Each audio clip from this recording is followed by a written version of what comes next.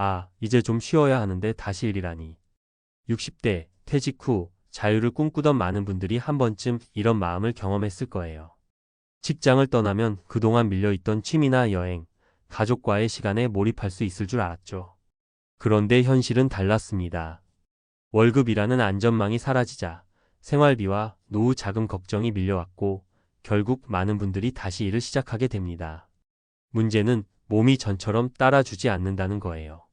나 아직 건강한데라고 생각하다가도 하루 종일 일하고 나면 피로가 쉽게 풀리지 않고 작은 통증 하나가 큰 고민으로 번집니다. 퇴직자 100명을 대상으로 한 최근 조사에서도 비슷한 경험이 드러났습니다. 이들은 60대에 다시 일하면 몸이 망가진다라고 솔직하게 털어놓았죠. 하지만 단순한 체력 저하만이 문제는 아닙니다. 정신적 부담, 생활 패턴의 변화, 사회적 역할 상실 등 다양한 요인이 복합적으로 작용하면서 몸과 마음 모두에 경고 신호를 보냅니다. 오늘은 그 실태와 이를 예방하고 준비할 수 있는 방법을 전문가 시각에서 살펴보겠습니다. 1. 현실 사례로 보는 60대 재취업의 몸과 마음. 사례 1. 택배기사로 일하는 63세 김씨. 김씨는 퇴직 후 생활비 부담 때문에 택배회사에 계약직으로 들어갔습니다. 처음엔 가벼운 일이라 생각했지만 하루 10시간 이상 무거운 물건을 나르다 보니 무릎과 허리가 금세 망가졌습니다.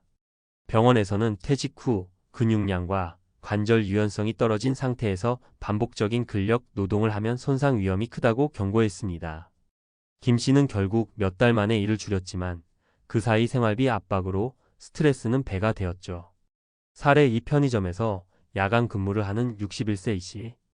이 씨는 소득 절벽을 경험한 후 근무 시간과 급여가 안정적인 편의점 야간 근무를 선택했습니다. 하지만 수면 패턴이 완전히 깨지고 낮에는 피로 때문에 활동량이 줄면서 체중이 증가하고 혈압이 높아졌습니다. 전문가들은 60대 이후에는 수면과 호르몬 변화가 민감하게 작용하기 때문에 야간 근무 같은 생활 패턴 변화가 건강 악화로 직결될 수 있다고 지적합니다. 사례 3. 요양보호사로 일하는 65세 박 씨. 박 씨는 은퇴 후 제2의 직업으로 요양보호사 일을 시작했습니다. 환자를 돌보는 일은 마음은 보람찼지만 하루 종일 서서 일하고 반복적으로 몸을 굽히고 들어 올리는 일이 많았습니다. 결국 허리 디스크가 악화되었고 장기적인 통증으로 인해 퇴사까지 고민하게 되었습니다. 박 씨는 몸이 신호를 보내는데 내가 너무 늦게 알아차렸다라고 털어놓았습니다. 2. 전문가가 말하는 60대 재취업의 건강 위험. 의학적 관점에서 보면 60대 이후 신체는 근육량과 골밀도가 급격히 감소합니다. 근육량 감소는 단순히 힘이 떨어지는 것이 아니라 피로 회복 속도가 느려지고 작은 부상에도 회복이 오래 걸리는 상태를 의미합니다. 또한 심혈관계 질환이나 당뇨, 고혈압 같은 만성 질환의 발생 위험도 높아집니다. 여기에 수면 패턴 변화, 정신적 스트레스까지 겹치면 몸이 보내는 경고를 무시하면 큰 사고로 이어질 수 있습니다. 노년기 노동 전문가들은 공통적으로 다음을 강조합니다. 무리한 육체 노동보다는 적정 강도의 일 선택. 신체 신호를 체크하며 점진적으로 근무 시간 늘리기. 영양과 운동으로 근력 및 유연성 관리. 또한 정신적 스트레스도 무시할 수 없습니다. 은퇴 후 다시 일을 시작하면 동료와의 관계, 새로운 업무 적응, 과거 경험과의 차이에서 오는 부담이 심리적 피로를 만듭니다. 이는 수면 질 저하, 면역력 저하와 직결되어 결국 신체 건강을 해치게 됩니다. 3. 공감과 현실적 준비, 은퇴 후 건강관리. 많은 분들이 공감할 부분이지만 막상 실천하기는 어렵습니다. 은퇴 후에도 경제적 부담 때문에 일을 선택해야 하는 현실 때문이죠. 하지만 미리 준비하면 위험을 크게 줄일 수 있습니다. 첫째, 재취업 전 건강 점검입니다. 단순한 혈압, 혈당 체크가 아니라 근골격계 상태, 체력, 만성질환 유무까지 확인하고 전문가와 상담해 자신에게 맞는 근무 형태를 선택해야 합니다. 둘째, 근력과 유연성 관리입니다. 매일 30분 정도의 가벼운 근력 운동과 스트레칭은 근육 손실을 늦추고 부상 위험을 크게 줄여줍니다.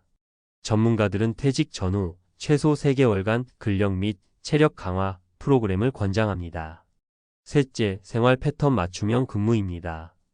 예를 들어 야간 근무보다는 낮 시간 근무, 장시간 노동보다는 짧고 자주 나누어 일하기, 주 23일 근무 등 신체의 부담을 최소화할 수 있는 방식을 선택하는 것이 중요합니다.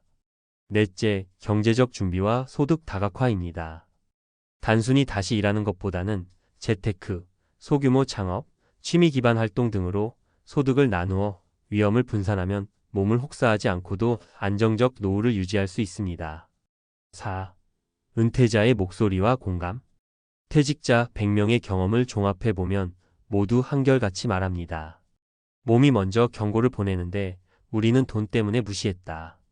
누구나 은퇴 후 소득 공백은 두렵지만 몸과 마음의 신호를 존중하지 않으면 단기적 해결책이 장기적 문제로 이어집니다.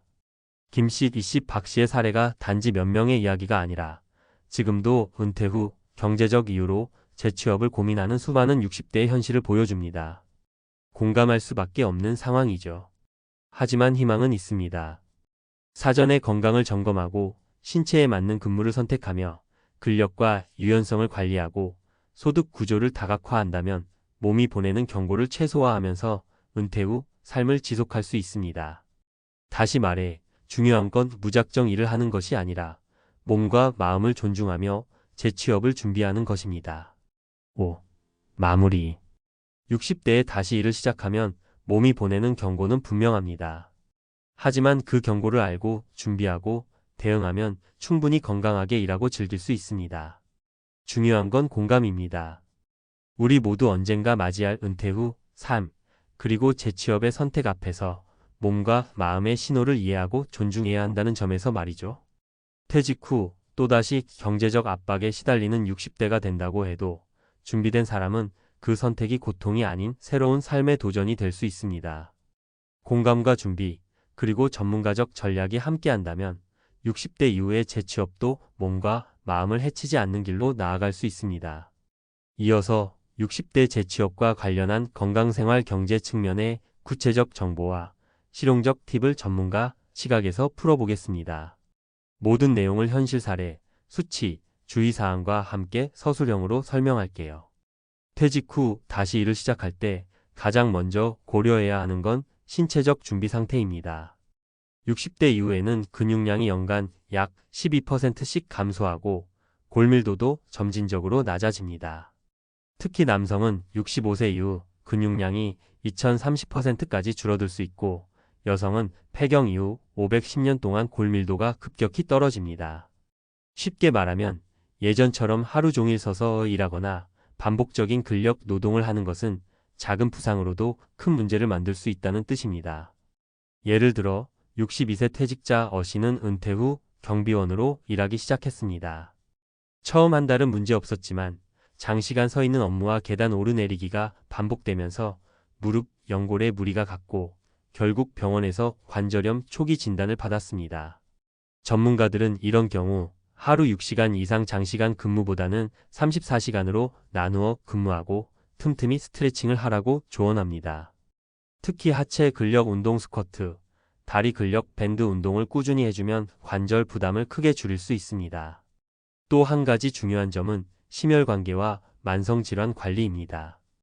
60대 이상 재취업자는 평균 혈압이 13만 140mmHg 이상이면 장시간 육체 노동이나 야간 근무는 피해야 합니다. 61세 이씨 사례처럼 야간 근무로 수면 패턴이 깨지고 혈압이 오르면 심근경색이나 뇌졸중 위험이 급증합니다. 전문가들은 재취업 전 최소 2주간 건강검진과 기초 체력 체크, 혈압 혈당 모니터링을 반드시 실시하라고 권합니다. 생활 패턴 관리도 핵심입니다. 은퇴 후 재취업은 대부분 주 35일, 하루 68시간 근무 형태가 적당하다는 연구 결과가 있습니다. 하지만 현실에서는 생활비 때문에 더 많은 시간을 일하는 경우가 많죠. 이때 중요한 건 휴식과 회복을 철저히 계획하는 것입니다. 예를 들어 박 씨는 요양보호사 일을 하면서 하루 10시간 이상 근무했습니다. 처음에는 몸이 버텼지만 반복된 허리 통증과 피로 누적로 결국 일주일에 하루 이상 쉬는 날을 확보해야 한다고 의사에게 권고받았습니다. 실제로 회복일을 포함한 근무 계획은 재취업 성공률과 장기 건강 유지에 큰 영향을 줍니다. 재취업과 건강 관리에서 영양과 근력 보강도 빼놓을 수 없습니다. 전문가들은 60대 이상에게 단백질 하루 1.1, 5gkg를 권장합니다. 예를 들어 체중 65kg인 경우 하루 단백질 7,898g 섭취가 목표입니다. 이는 근육량 유지와 회복 속도 향상에 필수적이죠. 또한 칼슘과 비타민 D를 충분히 섭취하면 골밀도 감소를 늦출 수 있습니다. 실제로 김씨 사례에서는 단백질 섭취량을 늘리고 가벼운 근력 운동을 병행한 후 무릎 통증이 상당히 완화됐습니다. 정신적 부담도 간과하면 안 됩니다.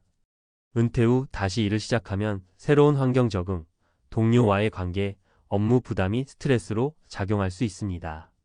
전문가들은 심리적 스트레스 체크와 명상, 가벼운 산책, 취미 활동을 추천합니다. 스트레스가 높으면 수면 질 저하와 면역력 약화로 이어져 신체 건강에도 악영향을 줍니다. 마지막으로 경제적 측면에서 실용적인 팁입니다. 재취업 전에 생활비와 퇴직금을 기반으로 한월 소득 시뮬레이션을 해보세요. 예를 들어 월 생활비가 250만 원이라면 재취업과 연금, 저축으로 부족분을 얼마나 메울 수 있는지 계산합니다. 이렇게 하면 무리하게 장시간 근무를 선택할 필요가 줄어듭니다.